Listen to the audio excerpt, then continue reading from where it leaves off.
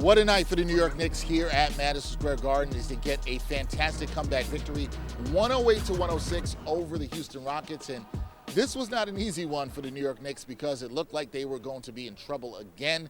But the Knicks prevailed. They've won 11 out of their last 14 games. And this wasn't easy at all because it looked like the Knicks were going to have their second straight loss to a quality opponent following the All-Star break. But it was not to be as they come back from 18 down in the fourth quarter to get this victory. So I'm going to share my four major takeaways from this Knicks victory, one which I think you could possibly call one of their best victories, if not their best victory of their season. And they've had a couple of good ones even recently here at home, but this one is definitely going to be right up there. So my first major takeaway from this game has to be Karl-Anthony Towns and how he was activated offensively. Now, we got to go back to Thursday against Detroit, where Cat struggled, didn't really get into the flow of the offense. He had a little spurt in the third quarter of that game, but there was a lot of talk among the fan base and a lot of talk among members of the media as to was Karl-Anthony Towns being used right against opponents like the Detroit Pistons. Well, tonight you saw great things from Karl-Anthony Towns, 25 points, very efficient shooting, but I think the thing that stands out to me most was how he was being used.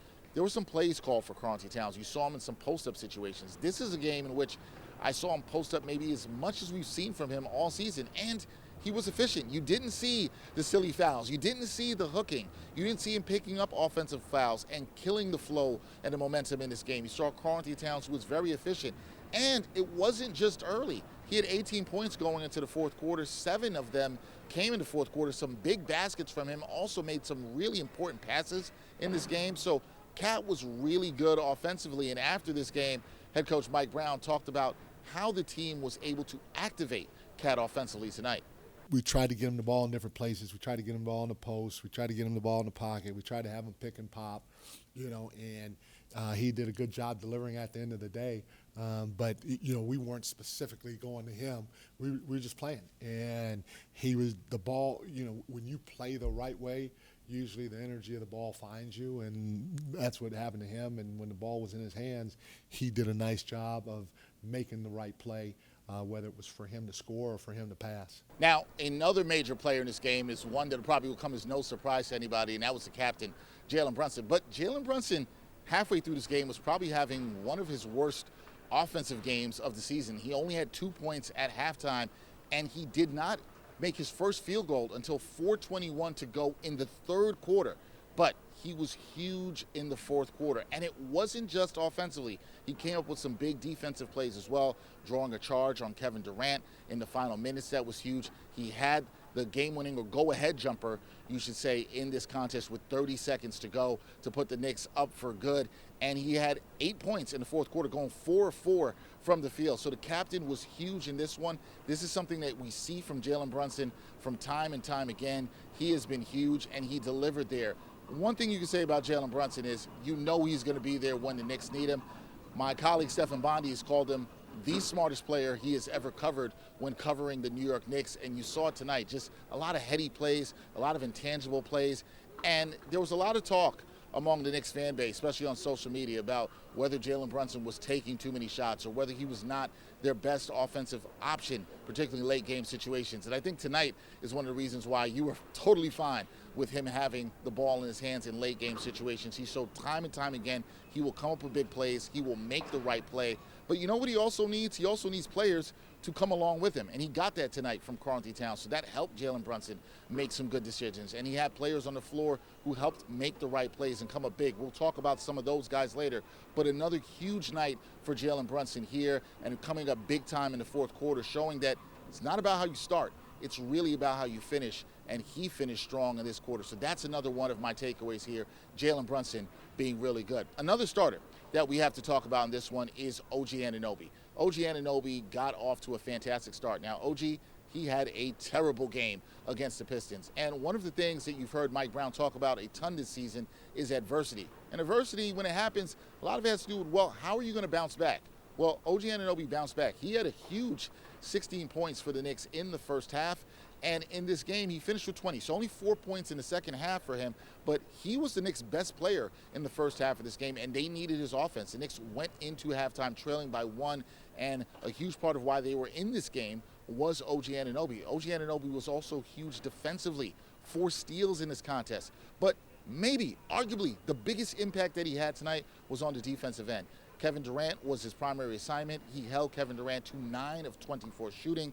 He frustrated him. You're never going to stop a great player like KD, but he was able to frustrate him a lot. So a fantastic bounce-back game for OG Anunoby. We know he had been out dealing with the toe avulsion, and he came back, slow game against the Pistons, but he bounced back in a major way for the Knicks. And if he's playing that level of defense, it's not just the offense, and he was good offensively, but it's about the level of defense. If he's playing that all NBA defensive level that we saw from him earlier this season, and we saw some of that tonight, that is a huge boost for the Knicks going forward. So you have to I think you should like what you've seen from OG Anunoby tonight, and hopefully that is a good trend for the Knicks as they picked up a huge win.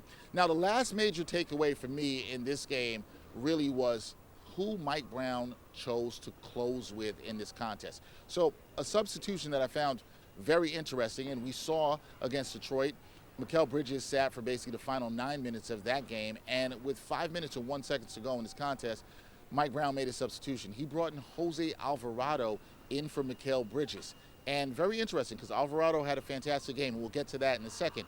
But we found out after the game, in the post-game press conference, that this was a suggestion from assistant coach Rick Brunson, who suggested that Jose Alvarado get in the game. Alvarado had been wrecking things defensively. He was huge in this one with 5 steals in this contest, also came up with some big buckets for the Knicks. But the Knicks did not employ a particularly large lineup down the stretch. But what Mike Brown did is he looked at the guys who were playing hard defensively.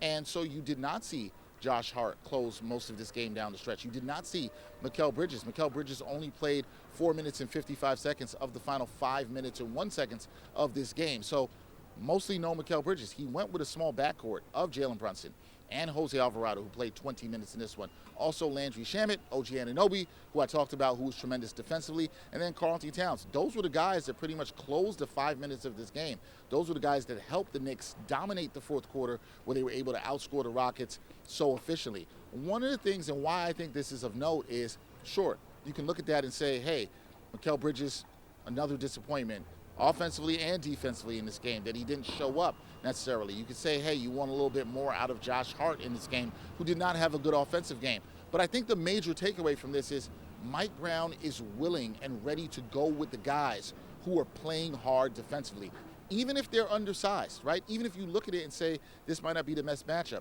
The Houston Rockets have a large team. They're long, they're rangy, they have some good defenders. They were frustrated by Jose Alvarado. 5 steals in this game, right? They were frustrated by Landry Shamet, a guy who will get up in the grill of a lot of these offensive players. And the Knicks needed to show more resistance defensively. You did not see that Thursday night against the Pistons, but with this group that closed in this contest, you were able to see that. And after the game, Mike Brown talked about the defense with that closing group and how they were able to get the team to the finish line in this one. Our physicality, our aggressiveness, our sense of urgency was at a high level in that fourth quarter. And, you know, Jose's activity, and it's happened before, you know, Jose's a very active defender. He gets his hands on a lot of balls. He's extremely quick, you know, so he might not be in the right spot initially, and so when you're driving the basketball, you think somebody's open. Next thing you know, because of his quickness, he's able to make a beat on that basketball and get a deflection or something like that. So that helped out a lot too. But again, at the end of the day, from top to bottom, everybody that played, there was an aggressiveness and a physicality that we brought to the table that we got to find for 48 minutes, and not just in the first quarter and the fourth quarter like tonight. So all in all, a gritty win for the New York Knicks. I think it's one of the best wins of the season. You could argue it's the best home win of the season. You could talk about the Denver win that we saw here in double overtime a couple of weeks ago, but this one has to rank right up there. And it's good vibes for the Knicks, because the vibes weren't well for a team that had won 10 out of 13 coming to this one. Now they've won 11 out of 14, and so much of the good vibes that you had around the Knicks was sort of taken away with the fact that they weren't able to get it done against Detroit, and they're now 0-3. So I think for a lot of people looking at this team and trying to see what are they made of, and do they have fight, and do they have that tenacity, that physicality that you want to see. You saw some of that on display tonight, and a lot of the whole NBA community is going to be watching. Fans are going to be watching to see, are you going to see that against the really good and elite competition in this league throughout the rest of the season? That is the major question the Knicks are going to have to answer. But it's a feel-good victory, and not much time to celebrate it. They are right back at it in Chi-Town tomorrow night, where they will have to battle the Bulls. So can the Knicks keep those good vibes going? A very interesting week for them coming up. They also have the Cleveland Cavaliers on Tuesday night. So we'll see how the Knicks are able to fare and if they're able to build off of this big win. They have been playing some better basketball lately, but disappointing losses to Detroit in there as well, and that loss to Indiana before the All-Star break. So now, can they bounce back, and can they continue the good vibes from tonight? Maybe this is the kind of win that can sort of spark this team, give them some more fight. There's some very interesting things you heard from head coach Mike Brown about after this game, including how Karl-Anthony Towns was talking about how the defense needed to get it going, and defense is what won them this game. They locked in defensively. We know this team can be fine offensively, but can they lock in defensively when it matters? Well, tonight they did. 108-106 victory over the Houston Rockets. Now the question is, can they keep the good vibes going? We will find out. A lot more to talk about on New York Got Game. A lot more coming this week. We will talk about the Knicks and see how they do and how they bounce back from that loss to the Pistons. But tonight is a good start. I'm Dexter Henry signing off from Madison Square Garden. We'll have more coming up on New York Got Game. And thanks for watching New York Got Game. Boom shakalaka.